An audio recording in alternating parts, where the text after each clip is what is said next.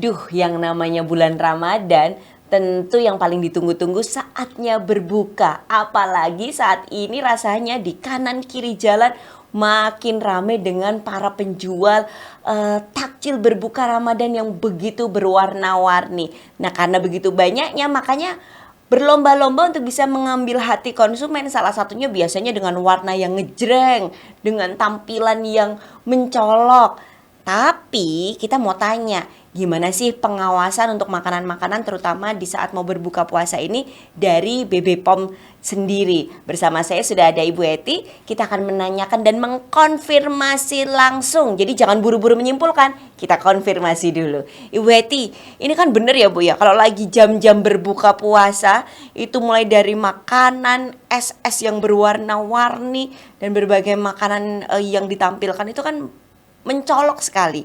Nah, pengawasan dari BB POM sendiri seperti apa, Bu?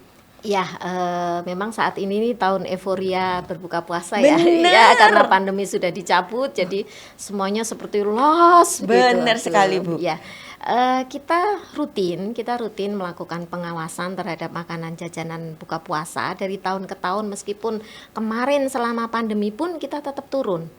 Nah, yang kita awasi itu ada 3 hal, karena ini terkait dengan keamanan pangan ya. Pangan itu dinyatakan aman ketika dia bebas dari 3 cemaran. 3 Cemaran ya, 3 cemaran: cemaran fisik, cemaran biologi, cemaran kimia. Cemaran Bu, fisik nyun itu saya waktu mengatakan cemaran kok kayak melihat ke saya ya, Bu ya? Apakah saya Tercemar tampak ini. tercemar? Iya, betul. Cemaran fisik yang seperti apa, Bu? Cemaran fisik itu seperti staples, potongan rambut, kerikil, kotoran hewan, atau potongan-potongan serangga. Nah, yang sering kita temukan adalah masih banyak penggunaan staples untuk kemasan-kemasan makanan yang misalnya bakmi di staples, Iya. kemudian yang di cup-cup plastik itu di staples. Wah, itu kalau pas bukanya nggak hati-hati Iya, bisa betul. masuk ke bakmi. Dan biasanya mungkin ya kalau yang makan itu anak-anak kan mereka keburu lapar nih, sehingga mereka jadi main sobek aja, staplesnya masuk ke situ. Nah, ini kalau tertelan kan berbahaya. Sehingga memang salah satu edukasi ketika kita melakukan pengawasan adalah jangan menggunakan staples, ganti dengan isolasi atau karet gelang, itu bisa. Itu yang pertama. Kemudian yang kedua ada cemaran biologi. Kalau cemaran biologi ini terkait dengan kebersihan atau sanitasi higienenya, baik dari pelakunya, pelaku pedagangnya, atau dari lingkungan sekitarnya. Sehingga kalau kita mau beli, kita lihat-lihat dong, jangan wah itu kayaknya banyak, kayaknya menyenangkan, tapi ternyata dari sisi kebersihannya dia kurang bagus. Nah, ini akan bisa menimbulkan keracunan ya. Itu kalau bahasa, maaf ya Bu, pakai bahasa Belanda, agak kelihatan jenes ya Bu ya. Betul. Apalagi sekarang ya kalau kita lihat itu ada yang jualan mie goreng, setumpuk kayak gunungan, tapi tidak ditutup. Nah, itu kan sudah dari debu, dari bakteri, di virus mungkin juga nempel ke situ. Padahal depannya ada motor, weng gitu itu. Asapnya itu kalau ya Bu ya. Kalau ada pawai lebih bahaya lagi ya. Nah, itu seperti itu cemaran biologi. Jadi kita menghindari cemaran biologi. Kita itu juga diedukasi gitu ya Bu. Iya, betul, kita edukasi. Kita sarankan juga ketika si pedagang itu mengambil makanan itu harus pakai sarana seperti penjepit atau sendok, jangan langsung tangan. Nanti habis ngambil kemudian nerima uang, nyusui. Wah, nyen sewu sok-sok kadang ya wahing barang Bu ya. Aheng. Sekarang sudah era tidak pakai masker ya. Jadinya itu sangat-sangat berbahaya. Itu yang kedua. Yang ketiga cemaran kimia. Nah, kalau ini memang ini terkait dengan tadi yang berbahaya tadi. Kita kalau melakukan pengawasan kita membawa mobil laboratorium keliling. Jadi kita uji tuh apakah ada formalinnya, apakah ada boraknya, ada rodamin B. Rodamin B itu pewarna tekstil yang dia memberikan warna-warna yang ngejreng, yang bagus itu. Kemudian metaniliolo juga, tapi kalau ini warnanya orange ya. Selama pengawasan kita bawa mobil laboratorium keliling itu kita uji. Berarti diuji di tempat ya Bu? Ya, diuji di tempat karena kita test kit ya istilahnya. Itu sekitar 10 menit sudah ada hasilnya. Nah, kalau memang nanti terbukti ada penggunaan bahan berbahaya, ya kita infokan ke pedagangnya, kita bina pedagangnya. Tidak langsung pro justisia ya, kita di sini dalam rangka pembinaan. Jadi jangan takut kalau kami datang pas takjil itu kita dalam rangka pembinaan. Jadi kalau kita mau beli, kita mau lihat, jangan, nggak usah takut-takut lah ya, monggo dipersilahkan saja. Ya, ya, ya. Mungkin kadang kala juga karena kan nggak selalu buat sendiri, misalnya Ya, betul. apa ya Bu bahasa ininya tuh kula, Kulaan. kulaan itu. Nah itu tuh kita juga nggak tahu udah dapatnya seperti itu misalnya Betul. jajanan. Nah artinya kita juga kan bareng-bareng ya, Ya. kita cari rezekinya yang berkah juga di Ya, bulan yang baik betul, ini. betul. Pengennya semuanya juga tetap sehat. Nah selama ini Bu ketika melakukan edukasi baik yang fisik, biologi maupun yang kimia, sudah kemana saja Bu di Ramadan kali ini? Kalau Ramadan kali ini kita memang baru rencana ya, baru rencana nanti di minggu ini kita mulai Pas jalan. minggu ini, ya, ya. pas minggu ini kita mulai jalan. Nanti rencananya kita ada 8 titik yang akan kita kunjungi di 5 kabupaten kota di DIY. Jadi nanti kita melihat kenapa kok wong titiknya banyak kok cuman sedikit. Nah, ini kita juga melihat track record sebelumnya ya. Kalau track record sebelumnya itu ternyata dari sisi bahan berbahayanya itu sudah semakin menurun. Jadi pengawasan tahun kemarin 2022 itu kita sudah tidak menemukan lagi bahan berbahaya di dalam produk pangan. Kalau 2021 kita masih ada yang pakai borak, ada yang pakai formalin, tetapi di 2022 ini sudah tidak ada. Nah, mungkin tahun 2023 ini juga kita harapkan Harapannya seperti ya. itu. Lebih ke arah cemaran biologi dan fisik tadi. Jadi perilaku si pedagangnya itu yang harus banyak kita edukasi. Ya, ya, dan itu pun juga tidak kalah penting ya, Ya, ketika betul. terbebas dari kimia, tapi kalau cemaran biologi dan cemaran fisiknya tidak diperhatikan kan Ya, keselamatan betul, juga betul. dari konsumen juga begitu ya. Tapi kalau di tahun kemarin Bu, ketika mengedukasi bagaimana tanggapan dari para penjual gitu Bu? Ada yang mungkin memang yang Ibu katakan takut-takut, atau ada yang welcome, ada yang ulah baru tahu ya Bu gitu, atau bagaimana? Ya, sama seperti yang Mbak tadi sampaikan ya, ada beberapa kriteria, beberapa tipe. Ada yang memang mereka beralasan ya kami itu kan kulaan, sehingga kami nggak ngerti. Kalau itu pakai staples ya kami nggak ngerti. Padahal kan sebetulnya kalau dari sisi pedagang kan bisa kulaan ya kulaan yang aman lah, Ya, jangan ya. kulaan yang memang bisa berpotensi bahaya. Nah, ada yang bisa menerima, ada juga yang cuek-cuek saja. Toh gini pun juga sudah banyak yang beli, ngapain sih harus nurutin Balai POM. Nah, ini memang perlu kita edukasi, dan kita pengennya itu masyarakat juga menjadi konsumen yang cerdas ya. Jadi kalau mereka bisa memilih, oh saya nggak mau memilih yang itu ibunya jorok, itu kalau menjual pakai tangan nggak pakai penjepit, jangan beli. Nah, itu akhirnya ketika konsumennya tidak beli di situ kan otomatis dia pendapatannya berkurang, sehingga dia bisa merubah perilakunya.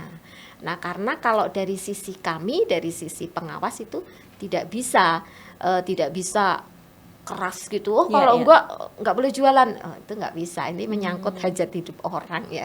Iya. Tapi kalau misalnya ditemukannya dalam jumlah yang cukup banyak gitu ya, misalnya produsen taruhlah makanan sesuatu yang memang bisa dikasih borak nih biar lebih awet, bisa dikasih tadi pewarna biar lebih menarik, tapi dia bukan kulak lagi, tapi dia produsen, apakah itu bisa diberikan teguran keras? Bisa. Jadi biasanya ketika kita menemukan satu jenis makanan yang mengandung bahan berbahaya, meskipun dia kulaan, itu sudah tidak boleh dijual lagi. Nah, meskipun dia pedagang, tetapi karena ini kan makanan berbahaya, kalau dikonsumsi kan ada efeknya. Itu kita suruh untuk dimusnahkan. Jadi yang memusnahkan adalah si pedagang sendiri. Tapi kalau ini terkait dengan cemaran kimia ya, kalau untuk biologi dan fisik itu masih dalam taraf pembinaan. Tetapi kalau sudah ke cemaran kimia, maka itu kewajiban dari pedagang atau produsennya untuk memusnahkan di tempat. Nah, setelah memusnahkan, nanti kita harus tanda tangan semacam surat pernyataan supaya tidak mengulangi perbuatan atau tidak kulaan lagi produk yang sama. Oh, khusus untuk yang kimia memang ada step yang lebih. Ya, karena itu kalau kimia itu memang saat ini kita belum terasa ya, tetapi ketika sudah masuk di dalam tubuh, akumulasi setelah beberapa tahun nanti ya makler gitu. Terkena kanker, gangguan ginjal, hati, liver. Nah, itu yang lama, efeknya lama, tetapi mengerikan dan Iya. menguras banyak uang istilahnya ya, Nah, karena apalagi kalau itu dikonsumsi sama anak-anak ya Iya, Bu ya, betul, karena betul. mereka lah yang akan jadi penerus bangsa ini. betul. Bagaimana kita bayangkan kalau anak-anak nanti di usia yang harusnya produktif tapi malah Iya, malah sakit sakit gitu ya. leukemia misalnya. Iya, iya, iya. Nah, itu yang karena bahayanya ini memang bahaya yang lebih dari ketika cemaran fisik dan cemaran biologi tadi. Ya, kita berharap memang sudah tidak ada lagi yang menggunakan bahan-bahan kimia yang berbahaya itu tadi. Namun memang seperti yang kita tahu, ini lagi euforia nih buka puasanya atau jualan takjilnya lagi dalam tanda kutip kayak kembali normal seperti waktu belum ada pandemi gitu ya. Ya, Sehingga begitu banyak yang berjualan dan ingin menarik hati konsumen dengan warna-warna dan tampilan-tampilan yang menarik. Nah, salah satu yang diharapkan Ibu tadi adalah konsumen juga harus menjadi konsumen Ya, yang cerdas. cerdas gitu ya. Nah, kalau misalnya Bu, biar kami nih konsumen juga kira-kira apa sih yang sebaiknya dihindari, apakah dari warna yang terlalu mencolok saja sudah mengindikasi atau ada aroma atau apa gitu Bu? Ya, sebetulnya ada beberapa kriteria tertentu ya, misalnya kalau dia pakai formalin. Kalau dia pakai formalin itu berarti dia umur simpannya lebih panjang. Harusnya mungkin kalau yang biasa pagi dijual kemudian sorenya kita simpan basi, nah itu mungkin bisa 2-3 hari atau mungkin seminggu. Nah, itu indikasinya ke situ. Oh, justru Kalau kalau yang- terlalu panjang kita curiga Iya, ya. betul, Kok karena masih baik-baik aja terus ini? Udah seminggu loh. Tidak sayup ya. betul.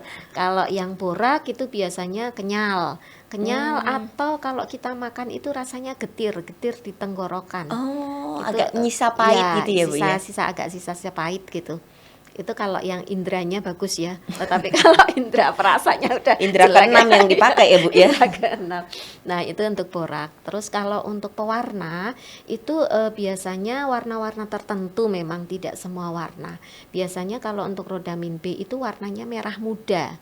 Pink gitu ya, Bu ya? Pink, bukan merah tua ya. Kalau Iya, iya. merah tua itu pewarna makanan. Tetapi ini merah muda dan dia seperti kelihatan berpendar bagus begitu kalau dilihat, karena sifat dari pewarna tekstil ini mereka stabil di panas. Jadi mau digoreng, mau dijemur, mau dipanasin itu tidak berubah.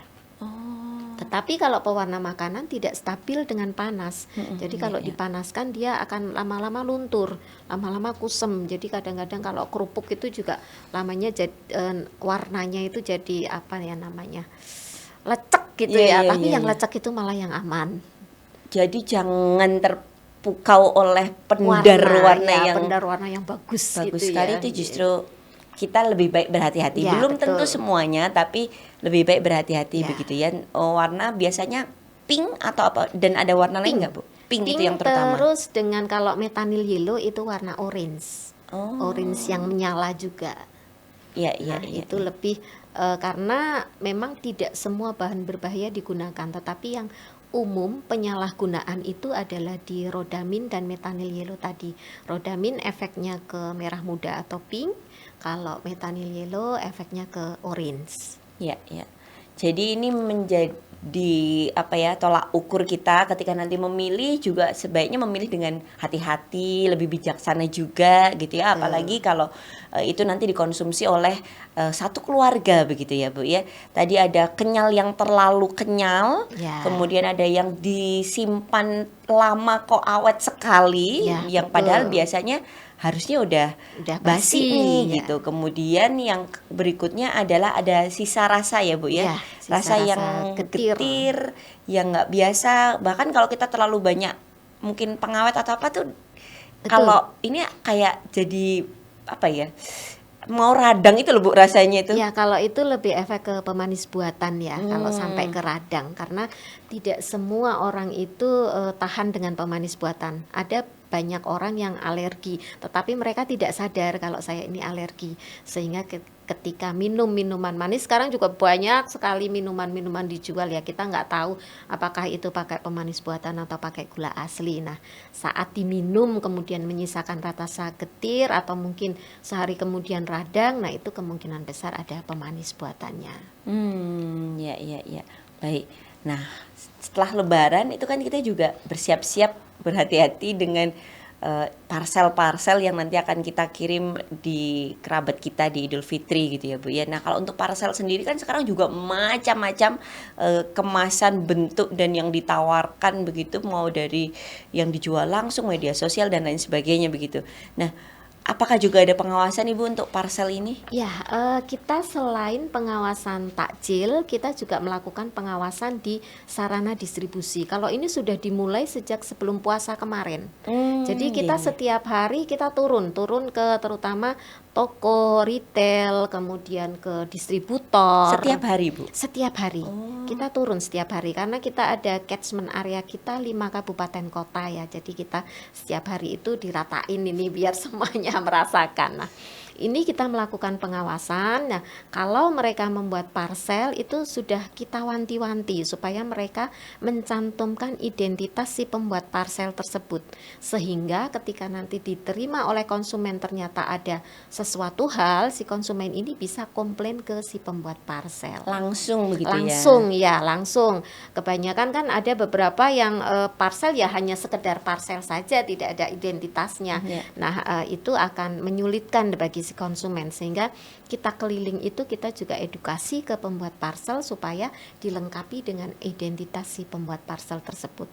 Nah, kalau online ini yang agak susah ya. Betul. Karena kalau online itu kita juga mau melihat labelnya apakah ini terdaftar atau tidak itu kan susah. Betul. Kan fotonya kan sesuai dengan keinginan mereka. Benar. Mungkin saja si produk itu belum terdaftar tapi dibuat sehingga foto-fotonya itu menarik. Nah, sehingga kami selalu menekankan kalau membeli online itu hati-hati.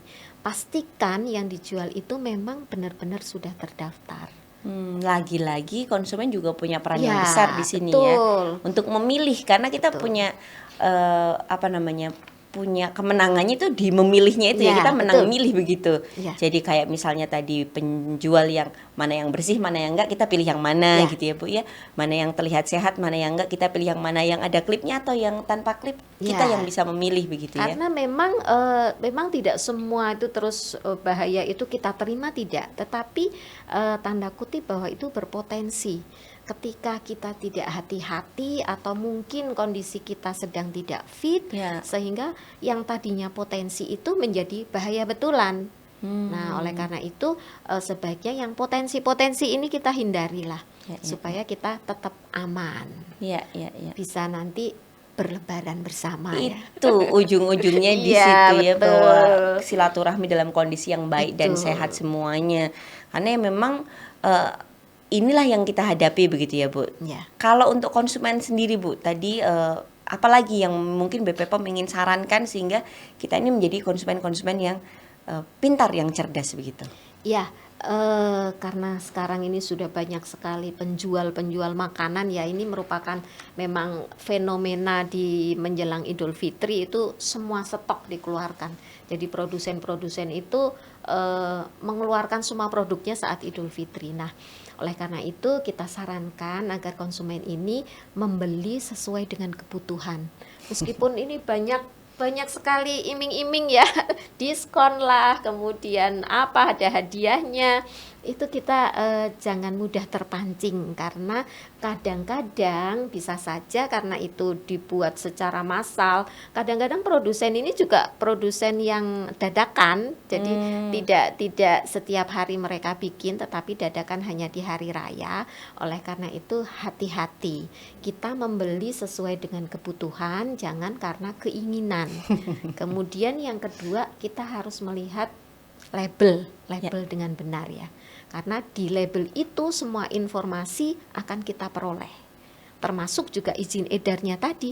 Kalau belum ada izin edarnya berarti belum ada jaminan keamanan pangan yang diberikan. Nggak usah dibeli. Ya, ya. Dan dulu kan mungkin kita nggak terbiasa lihat cek kadaluarsa begitu ya.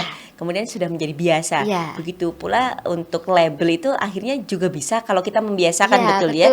Kayak misalnya kadang tuh beberapa teman tuh sudah mulai ngecek nih gulanya terlalu tinggi misalnya begitu.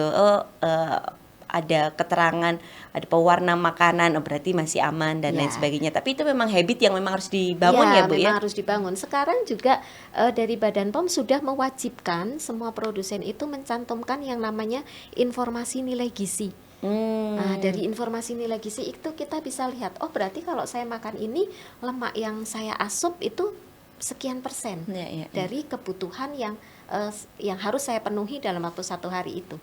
Mungkin karbohidratnya di sini sekian persen, gulanya di sini sekian persen, sehingga kita bisa mengatur pola makan kita dengan melihat informasi nilai gizi yang ada di label itu.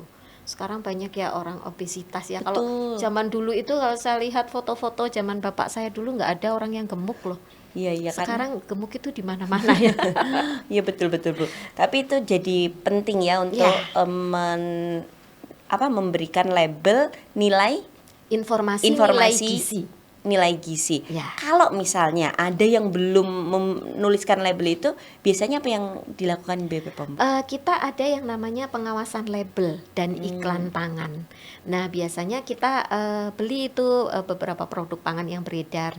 Kalau memang belum mencantumkan, ya kita nanti akan melakukan pembinaan, kita informasikan ke produsennya, ini kurang nih, ini di labelnya belum ada informasi nilai gizi agar dicantumkan. Dan Karena kalau bagi orang yang sudah paham, ya itu penting supaya ya itu tadi tahu saya, apa yang tahu masuk apa yang di saya dalam tubuh masuk kita. ya, betul. Ya. Aduh Ibu, terima kasih. Rasanya masih pengen ngobrol. Bisa sampai nanti kita berbuka ya Bu, sambil ngecek takjil yang aman Sampai yang mana. kering tenggorokan. Iya. Tapi kita tutup sampai di sini dulu obrolan konfirmasi hari ini. Sekali lagi harapan kita bahwa sama-sama semua pihak ikut bareng-bareng gitu ya. Yang penjual juga dengan kesadarannya untuk memberikan menyajikan makanan yang tadi sehat, aman, kemudian juga tidak menggunakan bahan kimia yang berbahaya. Sebagai konsumen, kita jadi konsumen yang juga pastinya harus semakin cerdas dan juga semakin pintar. Terima kasih sekali lagi Bu Eti, sama-sama. sehat selalu, lancar Amin. untuk ibadah Ramadan dan puasanya Ya, di amin. bulan ini. Sampai nanti kita lebaran, kita silaturahmi ya Bu ya. Iya, Saya mau boleh, cek boleh. makanan-makanan yang sehat di rumah Ibu. Padahal mau minta makan. Terima kasih sudah bersama dengan kami di Konfirmasi. Saksikan terus konfirmasi berikutnya. Jangan buru-buru, konfirmasi dulu.